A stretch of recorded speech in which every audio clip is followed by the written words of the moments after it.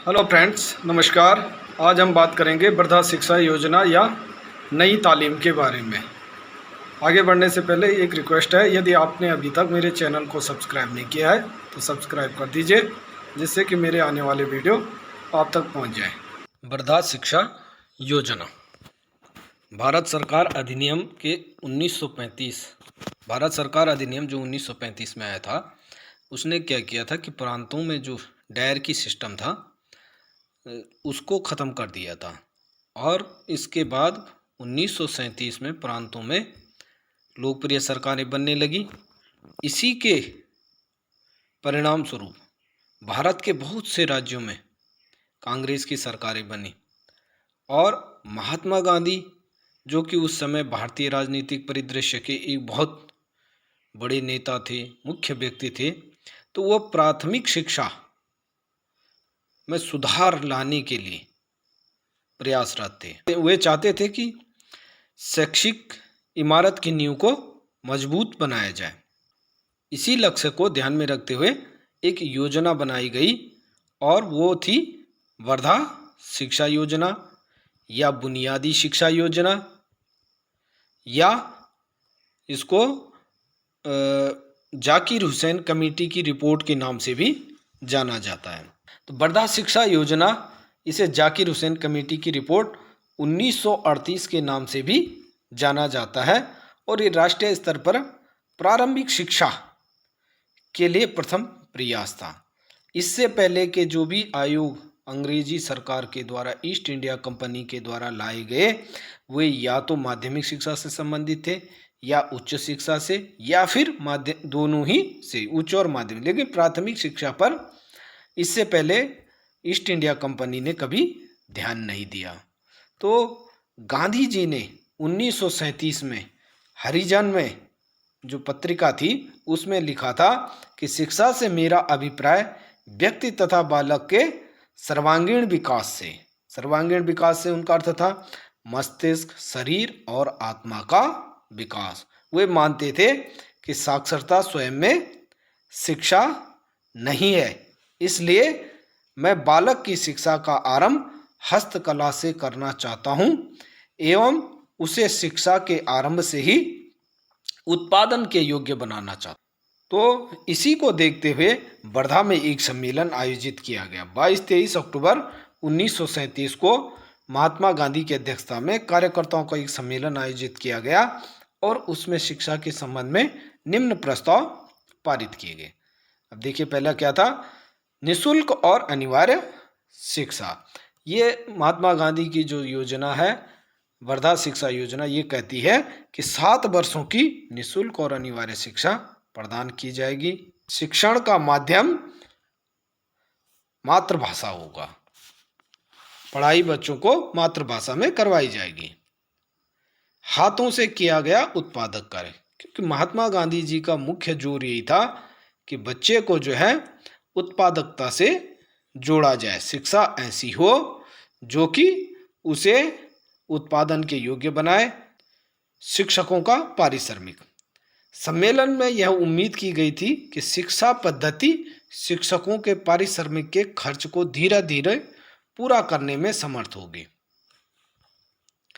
Zakir Hussain committee जो 1938 बनी, उसमें क्या हुआ था कि जाकिर हुसैन की अध्यक्षता में एक कमेटी बनाई गई जो कि जामिया मिलिया इस्लामिया के उस समय के प्रधानाचार्य थे। उनके अध्यक्षता में 5 शिक्षा शास्त्री की एक समिति बनाई गई। वे 5 शिक्षा शास्त्री कौन थे? Professor K G. Saiyidain, professor K T. Shah, Vinoba Bhave, आर्य नायकम और काका कालेलकर। इस समिति ने अपनी रिपोर्ट 2 भागों में प्रस्तुत की। एक पहली रिपोर्ट दिसंबर 1937 में दी और दूसरी रिपोर्ट मार्च 1938 में दी। तो जो समिति की पहली रिपोर्ट थी उसमें मुख्य बात थी कि योजना का आधारभूत सिद्धांत क्या है, इस शिक्षा के लिए उद्देश्य क्या है, शिक्षक कैसे होंगे, उनके प्रशिक्षण क्या होंगे, विद्यालयों का संगठन, प्रशासन, निरीक्षण और हस्तकलाओं में, जिसमें कताई बुनाई आदि, ये प्रथम रिपोर्ट में शामिल की गई थी। जो दूसरी रिपोर्ट मार्च 1938 में दी, उसमें कहा गया कि कृषि, धातु का काम, लकड़ी की दस्तकारी और अन्य बुनियादी हस्तकलाओं को पाठ्यक्रम का अंग बनाया जाएगा। योजना को स्वीकृत कब किया? महात्मा गांधी जी ने मार्च 1938 में भारतीय राष्ट्रीय कांग्रेस के हरिपुर अधिवेशन में इसे स्वीकार कर लिया।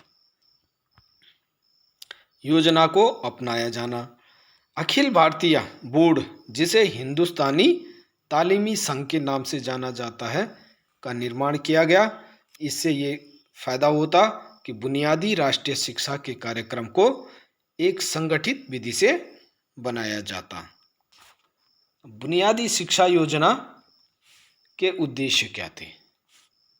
बुनियादी शिक्षा योजना का जो पहला उद्देश्य था वो था आदर्श नागरिकों का निर्माण करना।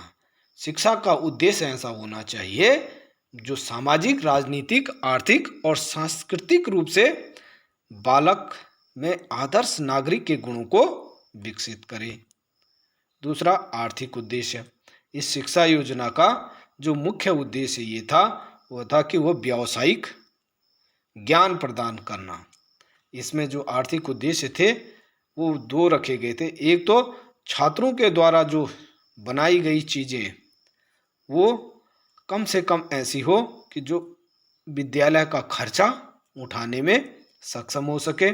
दूसरा, शिक्षा पूरी करने के बाद छात्र इतने सक्षम हो जाएं कि वे अपना व्यवसाय अपना सके और अपनी आजीविका चला सके। तीसरा था सांस्कृतिक उद्देश्य। वे कहते थे कि मैं शिक्षा के सांस्कृतिक कारक को उनकी साक्षरता के कारक से अधिक महत्व देता हूँ। संस्कृति का ज्ञान बच्चों में आवश्यक था। उनके आचरण, व्यवहार, बोल चाल, बोलने के तरीके आदि की शिक्षा दी जानी चाहिए। चरित्र का उद्देश्य।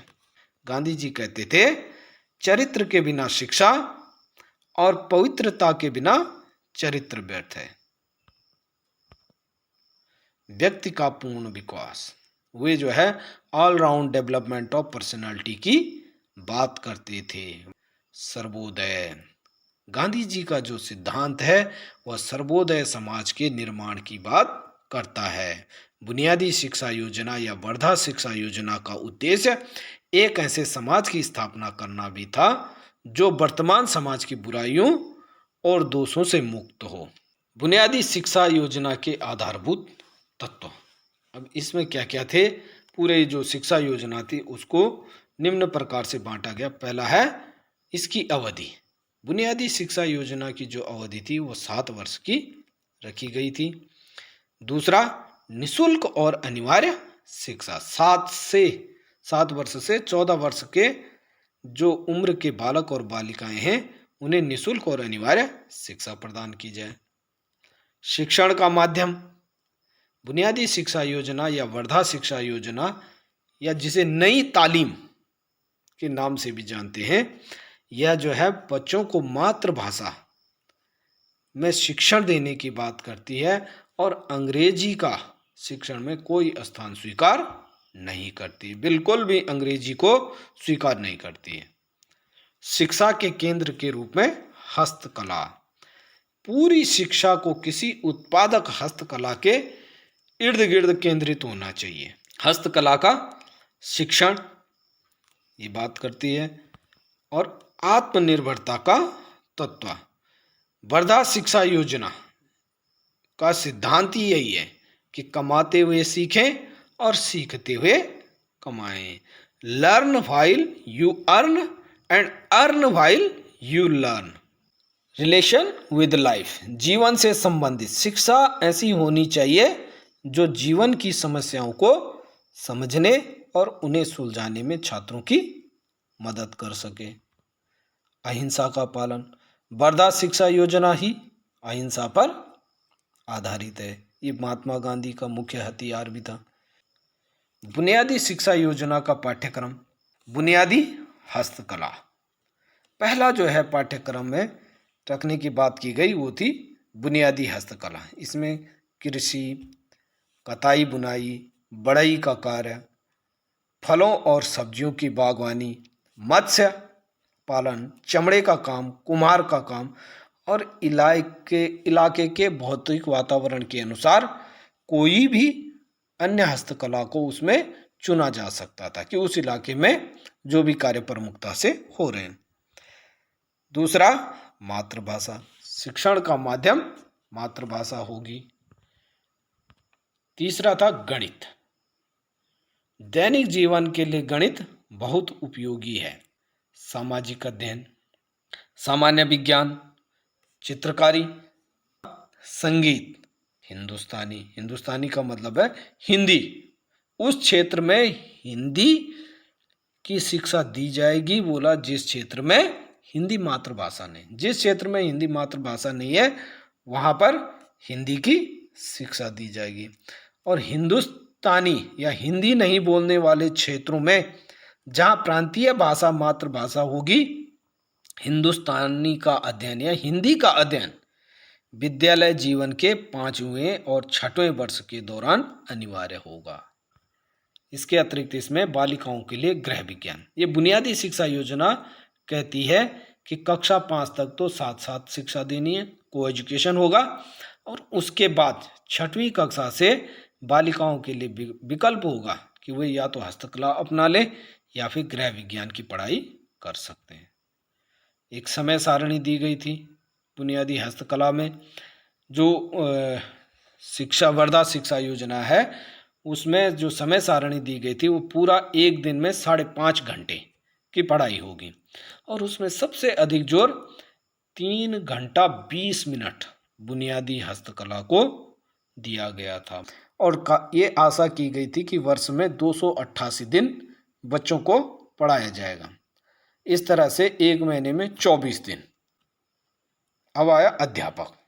देखो अध्यापक के लिए क्या कहा गया था कि अध्यापक एक तो इलाके का निवासी हो, प्रशिक्षित हो, और केवल ऐसे व्यक्तियों को प्रशिक्षण के लिए प्रवेश दिया जाना चाहिए जिन्होंने मैट्रिक की परीक्षा पास कर ली हो।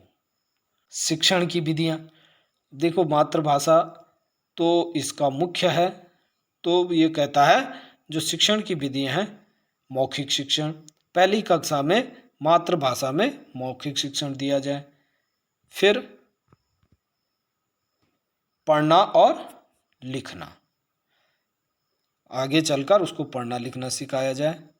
फिर हस्तकला, जैसे ही वो पढ़ना लिखना सीख जाए तो उसे जो है बेसिक हैंडीक्राफ्ट की शिक्षा दी जाए।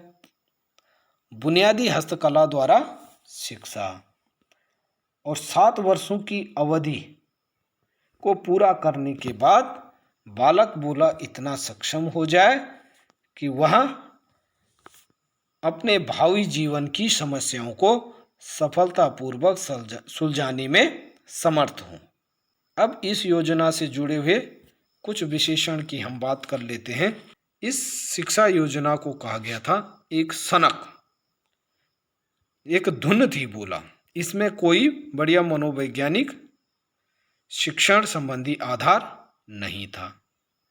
दूसरा इसे कहा गया था स्वांग। बुनियादी शिक्षा योजना एक स्वांग है। यह योजना अव्यावहारिक थी। हस्तकला की चीज़ों का केवल संचय किया जाता है और जब भी लोग आते हैं तो उनका दिखावा किया जाता है।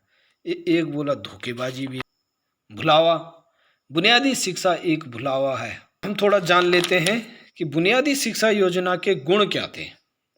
अगर इसकी क्वालिटी की बात की जाए तो इसमें जो मुख्य गुण थे वो थे, एक तो निःशुल्क और अनिवार्य शिक्षा देने की बात की गई, बच्चे के संपूर्ण विकास के लिए शिक्षा देने की बात की गई, ये छात्र केंद्रित शिक्षा देने की बात करता है। फिर शिक्षा ऐसी हो जो जीवन के साथ संबंधित हो। हस्तकला को केंद्रीय भाग में रखा गया तो इससे क्या होगा कि बच्चे आत्मनिर्भरता की ओर बढ़ेंगे। इसमें आत्मनिर्भरता का जो मुख्य पहलू था वो सम्मिलित था।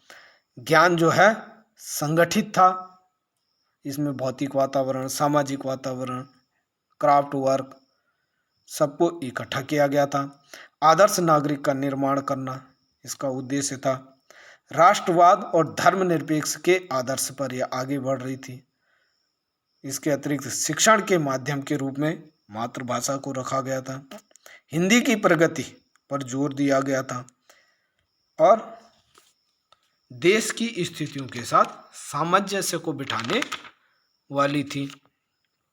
साथ ही प्रशिक्षित अध्यापक रखने की बात करती है। कक्षा से संबंधित नहीं है, मतलब ये जो है कक्षा से बाहर ले जाने की बात करती है। इसकी जो कमियां थी उन पर थोड़ा बात कर लेते हैं। धार्मिक शिक्षा के लिए कोई स्थान नहीं था। माध्यमिक और उच्च शिक्षा को कोई महत्व नहीं दिया गया। औद्योगिकरण के युग के लिए उपयुक्त नहीं है। फिर बालक की उपेक्षा करता है। हस्तकला पर अधिक ध्यान देने से बालक की उपेक्षा करता है। बच्चे को पैसे कमाने का एक साधन मानता है। ये योजना शहरी क्षेत्र के बालकों के लिए उपयोगी नहीं है। फिर जो एक बड़ा दोष ये था कि हस्तकला पर ही अत्यधिक जोर दिया गया। दोषपूर्ण समय सारणी, 3 घंटा 20 मिनट केवल क्राफ्ट वर्क को दिया गया, जो कि बहुत अधिक था और अन्य को बहुत कम दिया गया। काल्पनिक थी। इस योजना को काल्पनिक और व्यावहारिक उपयोगिता से दूर माना गया है। धन्यवाद।